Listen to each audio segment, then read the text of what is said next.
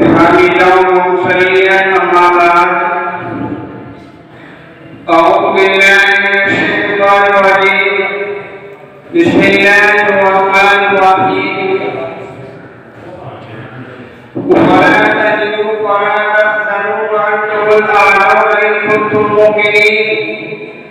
صدق الله العظيم بڑی مدت میں بھیجتا ہے تاکہ بڑی مدت میں بھیجتا ہے تاکہ ایسا ہستانا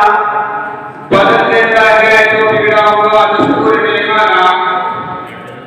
معزز اساتذہ کرام اور عزیز طلباء، آج کے اس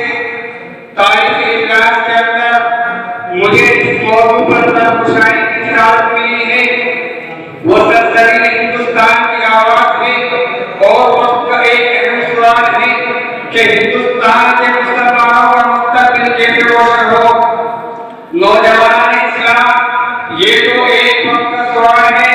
لیکن میرا تم سے ایک سوال ہے کہ آخر انقلاب کیسے آیا، ہندوستان کی دھرتی نے سوال کی ضرورت کیسے کی، اس کو بولنے کا موقع کیوں ملا،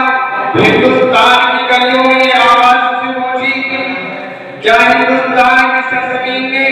شاہانہ مغلیت کی گوری کی آپ سارا حکمرانی کو بلا دیا، کیا اس بس میں جنت نشان کو وہ دنیا ملی ہے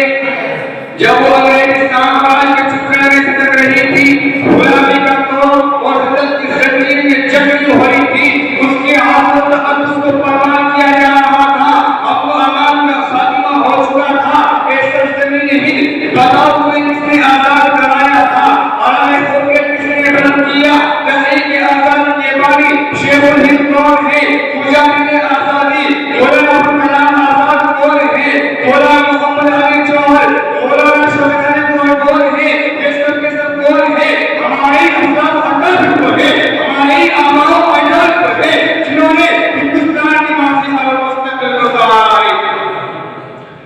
سو بار سنوارا ہے ہم نے اس ملک کے کیسے بہنوں کو، سو بار سنوارا ہے ہم نے اس ملک کے کیسے بہنوں کو، یہ اہل جنو بچلانے کے کیا ہم نے دیا ہے حالت کو، پھر بھی ہم سے سوال کیا جاتا ہے کہ ہندوستان کے اندر خدا کے مستقبل کیسے روشن ہوگا۔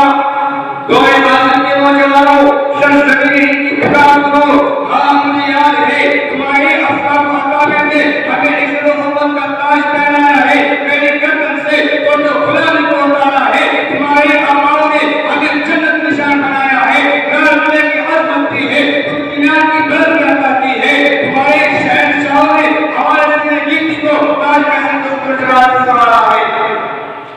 مگر پھر تو